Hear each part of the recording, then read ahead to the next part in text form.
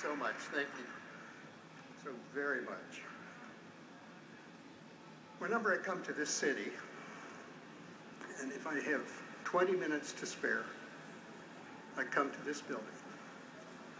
Not necessarily to look at craft hanging from the ceiling and sitting on the floors, but to absorb by osmosis or radiation or some unknown mechanism some of the history that resides here. And it must have worked, because one young man recently said to me, "Pop, your history." So let me take 1 minute to recount some of those flights that you saw in the video earlier. 40 winters have passed since the first manned flights of the Apollo spacecraft. And so let's kind of return to that remarkable time between October of 1968 and November of 1969.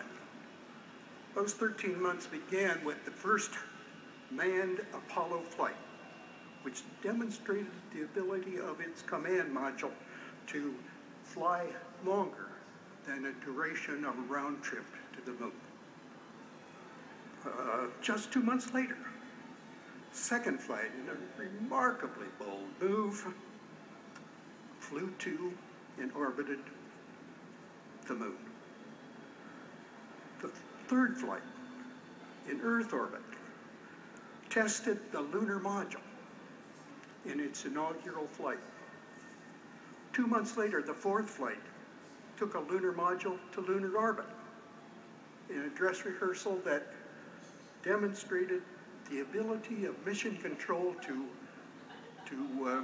communicate and track two vehicles in different orbits about the moon. The fifth flight completed the final step, demonstrating the ability to descend to, land on, and return from the moon to lunar orbit. Sixth flight, the last flight of 1969, was nearly operational, landing on the lunar surface precisely alongside the Surveyor 3 spacecraft, which had arrived there 2.5 years earlier.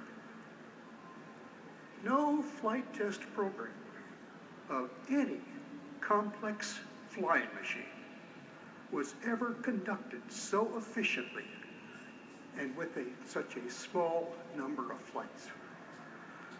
6 more, ever more complex and difficult flights would continue the Apollo exploration program over the following 3 years.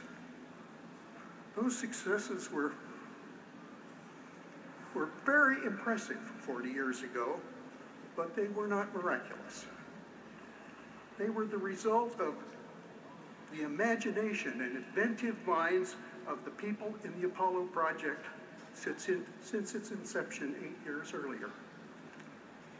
Those years engendered some of the most challenging, most difficult, and most productive work in the history of modern engineering.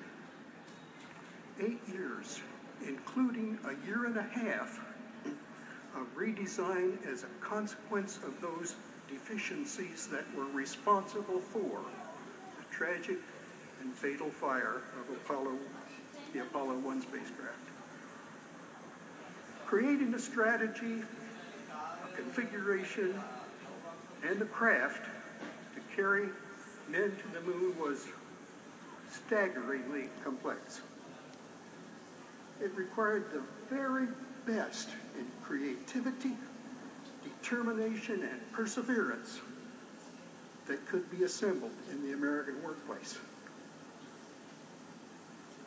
Seldom in recorded history have so many government employees so intensely and for such long hours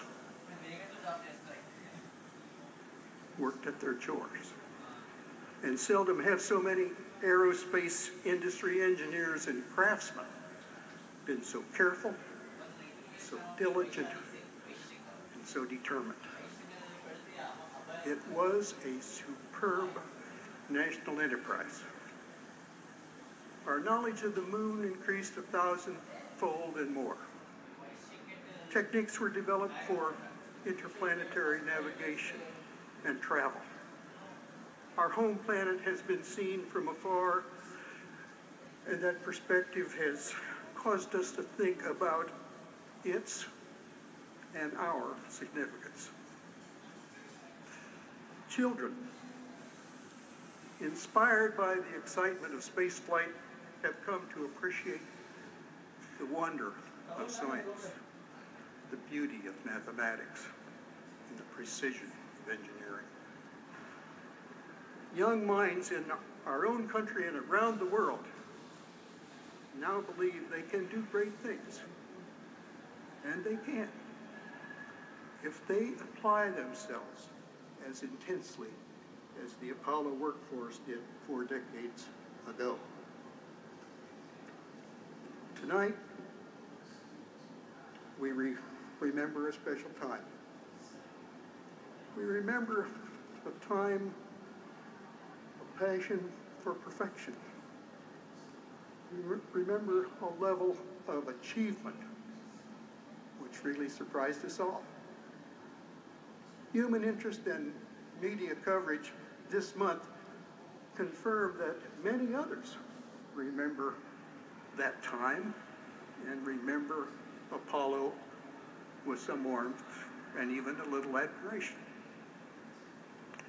It left a lasting imprint on society and history. Tonight, we remember and congratulate all those who made it possible. Apollo was a good thing to do.